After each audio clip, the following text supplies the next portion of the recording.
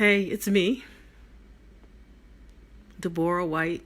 Some call me Ema Deborah. I don't really do a lot of Facebook Live because I like scripted stuff. But I think it's time for me to talk a little bit live, because you can see a little bit more about who I am emotionally. I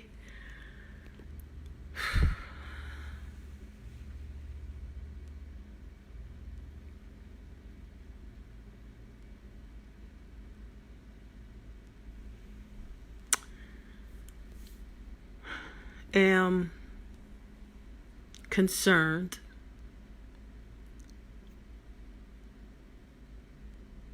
with what's going on. Of course, this virus. I was just watching one of the Aboriginal people on a video who has a lot of information, and he talks a lot about who we are. And I saw this man who I think has a lot of strength talk about leaving his country and his land because he has family and he doesn't know where this is going. And he feels helpless. I understand what that feels like at someone who's going to be 70 on my next birthday. He said that he asked his 70-year-old mother, "Have you ever gone through anything like this?" And she said no. And I had to think about that, because we've been through a lot as Aboriginal people. And as people who have lost our memory. But let me tell you something I really do remember, and I was speaking to my son about it. One of the things that worries me the most is that we're not prepared, and that we've left our natural state and we have allowed ourselves to be denatured. We eat boxed foods. Everything that we have, they have handed it to us, and we've accepted it, from religion to how we feed our children. We don't even breastfeed anymore. Someone asked me the other day about rebuilding the community, and I remembered, well, she was talking about being a doula and us raising our own children and giving, being able to deal with not having to go to the hospitals to have babies. And I remembered not too long ago, that's how it was. It wasn't 1,000 years ago. Every child in my generation can talk about being born at home. And we had a doctor, Dr. Martin, by the way, who, if any of us was sick, he came to our house and he took care of us. Things changed when we wanted to be like the white woman. And we wanted to have the convenience of boxed foods. And we became less and less closer to our natural state. We became less and less closer to our land. And now we're in a position where if I want water, I have to buy water. Everything that I want has to come from them. And even though I'm not a Christian, the Bible talks about that. The Bible warns us of letting people take care of us, and we have to deal with their broken cisterns. Meaning everything that they have or give us is broken. The food is broken. The water is broken. The school system is broken. And now Bill Gates wants to put a balloon in the sky to block the sun. And then our air will be broken. Can you imagine having to beg someone for clean air? Because that's where we're headed. People, if we don't come together and turn away from this beast and her tainted vagina, we got to get out of it. Look at where we are. I have spent years warning and testing and talking. I'm sorry, because this is not where I want to be right now. But I got posts that warned of this day right here. And people talked about me. And they told me to shut up, or that I was a false prophet. I'm not a prophet at all.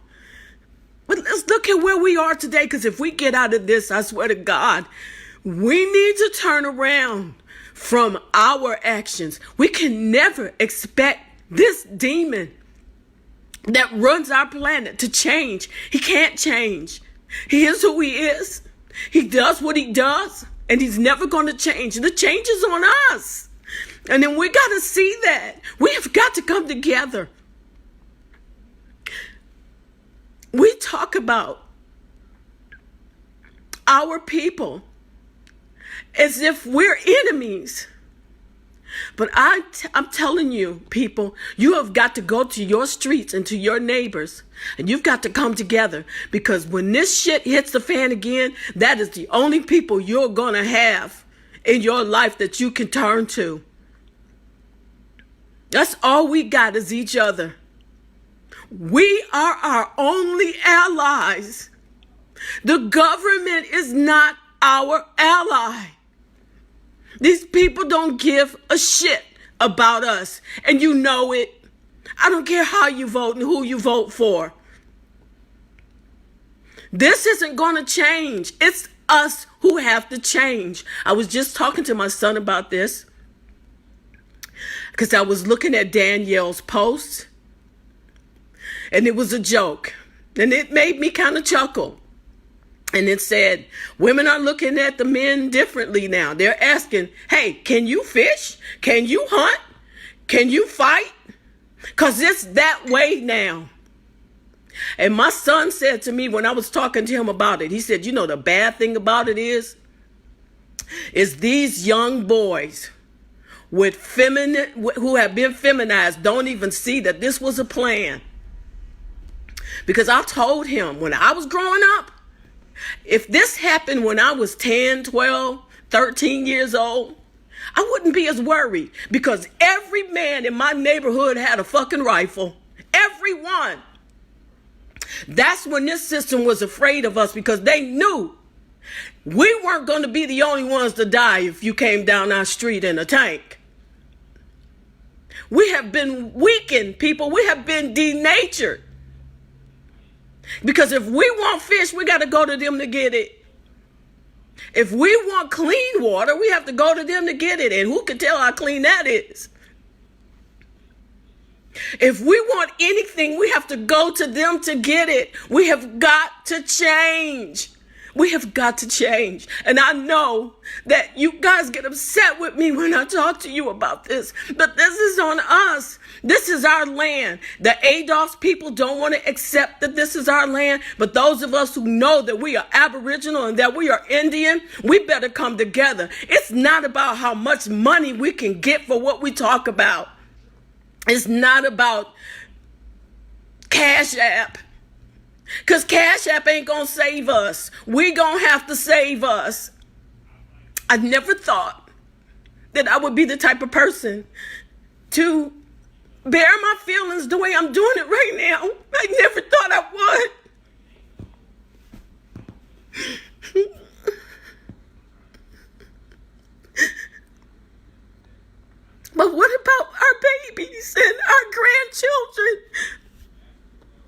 about them.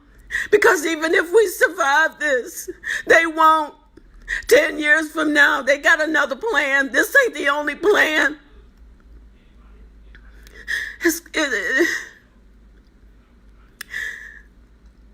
I guess I'm really saying more than I planned to say. And I apologize for that. But we better take our lives into our own hands. We better start now. Even if it means just going to your neighbor next door. I told my son, I said, if this happened when I was young, I wouldn't be worried about it. Because if I got hungry, I didn't have to go to the store. I sat on my auntie's roof and ate cherries. And when we got tired of that, we ate berries. And when we got tired of that, we ate whatever they picked out of the yard. Or the bread that they made. We grew up on beans. We grew up on good food until they told us we were poor. We weren't poor. I didn't live in the ghetto. Our streets were clean. We believe everything they tell us about us. And then we turn to them to help, ask them to fix us so that we can be what they want us to be, so that we can look like what they want us to look like in their eyes. Let me tell you something. We better learn. We better get it. Another thing I said to my son, and then I'm going to get off. I'm not going to bore you with too much more of this, but I'm really concerned about the fact that we don't even know what real water tastes like. At least my children don't, and I bet yours don't either. Having foreigners on our land is a very serious issue. And let me tell you why. Some time ago, I went camping. And I was telling this white lady, I said, I will never forget this time when there was water running down from the rocks. We went to that little stream, cupped our hands, and we drank the water. And she said to me, "It didn't make you sick?" No, it didn't. And it wasn't supposed to. You know why? Because my DNA is from this land. This landmass. So when I go to another country and I'm dealing with the DNA of that landmass, the water will make me sick. You got to understand that your DNA is in this land. You're a copper, so is this land. People, just try and get it. Do some research. Go back into your family history and start finding out where you came from. Because if you are from Africa, then you need to be on that landmass. But if you're from here, you need to work to figure out how we can get our land back. How we can come together as a people. Because if we don't, we're done for. We are. And I know that other people don't say it out loud like this because they're scared. Well, let me tell you something. As brave as I usually am, I'm scared. I'm scared for us because we got to get it. We've got to see it. I don't care what religion you are. I don't care anything about that. It's about the bloodline. We're the same bloodline. We got to stop hating each other. We got to love each other enough to go to our next door neighbor and say, "Hey man, I'm your next door neighbor." We got to come together. We got to do like we used to do. We got to help each other mow our lawns. We got to start planting food in our yards. We need to get trees that bear fruit in our yard. So if you need something from me, I have it for you. Because I'm going to tell you, that's who we really are. And most of us don't even know, as Aboriginal people, we had the first World Trade Center. That's where they get it from. And it was a world trade, not a world buy. We bartered. We traded. Whatever we needed, we got from another country, and they did the same for us. And we've lost that. We've lost that care for each other and that taking care of each other. It's always about the money. What can you give me if I help you? We better get out of that, because that is not who we are as a people. So I've ranted, and forgive me for that. But I love you guys. I love my people. I really love my people. And I can't help that. And thank you for listening. I care about you all. Talk to you later.